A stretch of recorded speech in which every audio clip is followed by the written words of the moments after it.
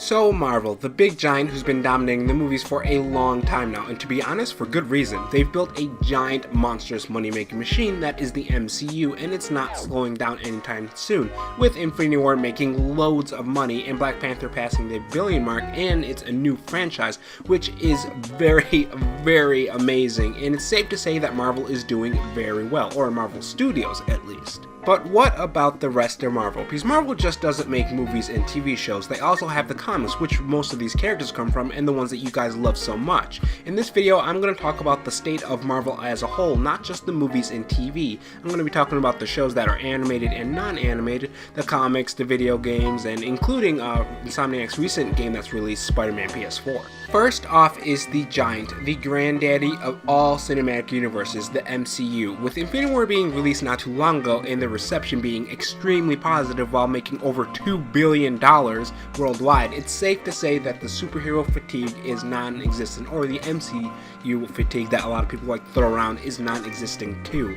While I didn't think Infinity War was the best MCU movie, it was a fine damn Marvel movie. And there lies the problem. The MCU is so successful, the TV shows are starting to lag behind. Now, they are connected, but barely. You will get a mention here and there in, say, Agents of S.H.I.E.L.D. or Marvel's Daredevil or Luke Cage, but that's it. It creates a false connectivity, and one that is just an excuse to say, hey, look over here, we're connected to this giant popular franchise that's making buttloads of money. Watch our show so we can make more money. And that's not okay. If you have a universe that you put Daredevil in these shows, you put Jessica Jones in these shows, and you have Agents of S.H.I.E.L.D., do something with them. Put them in the movies.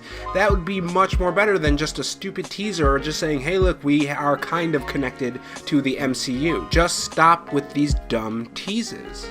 Now, that's not to say that the Marvel TV shows are bad, not by a long shot, but we are seeing a decline in quality in the Marvel Netflix shows and the Marvel TV shows, and that's extremely apparent in Iron Fist. Iron Fist Season 1 was a huge disappointment with its slow pace and poor fighting and poor character development. The character of Danny Rand was so uninteresting, often make you want to skip the whole series as a whole in favor of Daredevil or Luke Cage. Even the big team-up wasn't all it could have been, with the outcome of Defenders only being decent at best. We're seeing a decline in the MCU Marvel Netflix shows and the Marvel shows, which is unfortunate because they were doing so well for a while. And of course you can't talk about Marvel as a whole without talking about the animation, and I think we all know what I'm gonna say here. It's been said to death already. Marvel's animation is bad. It is laughably bad at times. The story, the representation of the characters, everything about its animation is usually bad.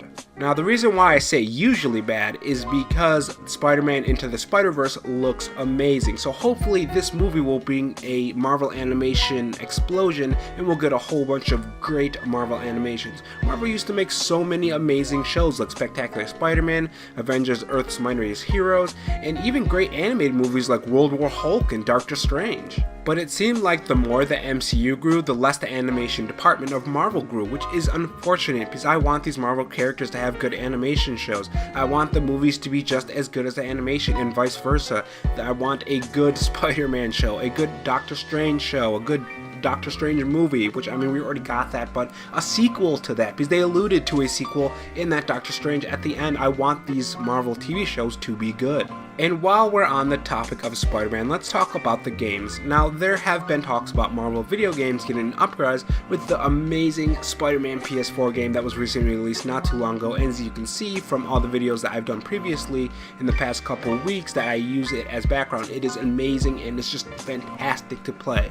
That being said, we have to address Marvel's gaming problem. Sure, this game was good now, but what about the next Marvel game? The thing is when a good Marvel game comes out, it takes a while for another one to come out. In between those two good games, there is a lot of horrible games that released. Now, I don't want this to happen, but it probably won't happen this time because I know that Square Enix is actually making an Avengers game. So this actually gives me hope that Marvel is finally taking a look at their gaming division and saying maybe we should make good Marvel games.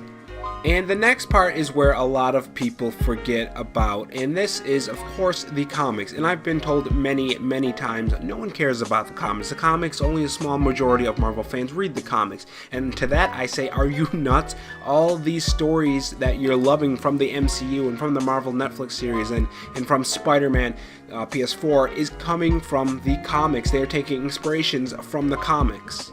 If you forget about the comics and let Marvel put out trashy comics, it will affect the MCU. Make no mistake about that. Let's not forget what happened to DC's animation when it actually had the New 52 happen in the comics. It started to take over the animation department and taking inspiration from that. The same thing will happen to the MCU. Comics is where it all starts, usually. So let's not forget that right now, Marvel Comics are not in the best spot right now. They are forcing these other characters onto us that we don't want, killing off much beloved characters, often doing it in an event for no reason, just to make a quick buck or for shock value or to get more people to come back. Now that's not to say that all comics are bad for Marvel. No, not by a long shot. There are good comics that Marvel has made, but the fact is that the majority of them are not good, or they're just not worth reading. So after all this, how is Marvel doing? What is the state of Marvel right now? And in my opinion, it's actually pretty good. We just had Spider-Man PS4. The comics are getting a little bit better now, and the fact that the MCU is still huge and we're just getting the Fox properties from the Fox universe coming into the MCU, the X-Men, the Fantastic Four, all those fantastic properties coming into the MCU, and then we have the Venom movie that's coming out, which I hope is good. It's going pretty good right now, but the thing is, there is still a lot that needs to be done for the rest of Marvel, excluding the MCU, so we can actually have other things that are not just the MCU that are good. I want a good Marvel game, which we got, but I want more Marvel games. I want more good Marvel animation. I want Marvel stuff. But that's just my opinion. Tell me your opinion down in the comment section below, and let's talk about it. And for more videos on Marvel, hit that subscribe button, and have a good one.